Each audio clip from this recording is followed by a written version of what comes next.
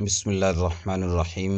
ناظرین، آئیے جدید عربی زبان سیکھیں کہ نئے سبق کے ساتھ آپ حضرات کی خدمت میں حاضر ہوں۔ سبق نمبر 91۔ آئیے جدید عربی زبان سیکھیں۔ عبارت سنیں۔ علی حافۃ الموت الجوع یفتک باطفال غزہ وسط التفاقم سوء التغذیہ۔ بہت مختصر عبارت ہے، بس ایک عنوان ہے، اخبار کا ایک عنوان ہے، ایک سرخی ہے، مختصر سی عبارت ہے۔ آپ ترجمہ عبارت، الفاظ کے تعلق کو، ترکیب کو اچھی طرح سے سمجھیں۔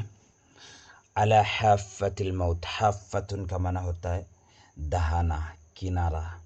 حافۃ الموت، موت کا دہانہ کہہ سکتے ہیں۔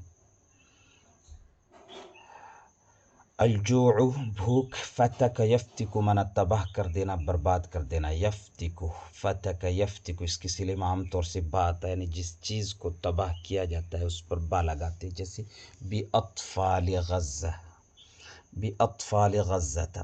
وسط تفاقم، تفاقم کا معنی ہوتا ہے کسی چیز کا بڑھ جانا، کسی چیز کا شدت اختیار کر جانا۔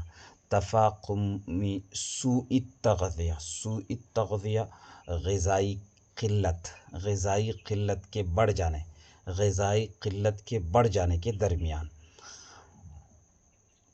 علی حافۃ الموت الجوع یفتک باطفال غزة وسط تفاقم سوء التغذیہ۔ تغذیہ یہ مصدر ہے، غذا یغذی تغذیۃ۔ سوء ان کے معنی برائی، سوء التغذیہ غذا یا خوراک کا برا ہونا، یعنی درست نہ ہونا، معتدل نہ ہونا۔ اس کے لیے بھی یہی لفظ استعمال کیا جاتا ہے، اور غذائی قلت کے لیے، خوراک کی قلت کے لیے یہاں استعمال کیا گیا ہے۔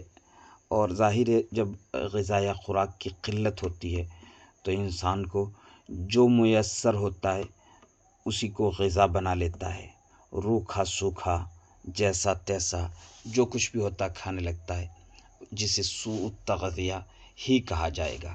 علی حافۃ الموت، موت کے دہانے پر۔ الجوع یفتک باطفال غزة وسط التفاقم سوء التغذیہ۔ شدید غذائی قلت کے دوران، شدید غذائی قلت کے دوران بھوک غزہ کے بچوں کو تباہ کر رہی ہے۔